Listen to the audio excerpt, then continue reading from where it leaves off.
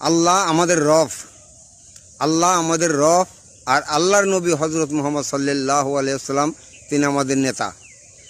আল্লাহ আমাদের রব, আল্লাহর নবী আমাদের নেতা, এই কথার উপর সবসময় অটল থাকবেন। আল্লাহ পাক কুরআনুল কারীমের ভিতরে এই কথাটা বলছে যে আমাকে যদি রব মানবে, এই কথার উপর যদি অটল থাকবে, আমি তার উপর ফেরেশতা নাজিল করি।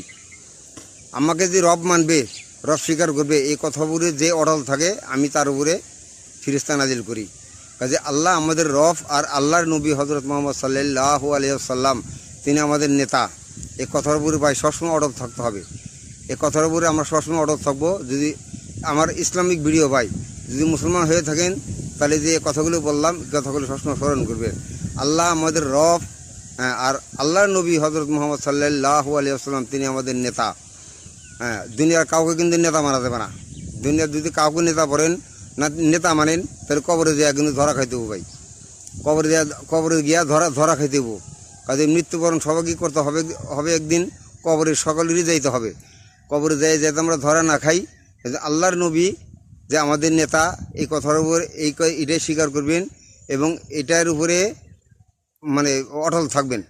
আল্লাহ আমাদের রব, আর আল্লাহর নবী হজরত মুহাম্মদ সাল্লাল্লাহু আলাইহি ওয়াসাল্লাম তিনি আমাদের নেতা। এই কথার উপরে আমরা সবসময় অটল থাকি। আল্লাহ তুমি তৌফিক দান করো।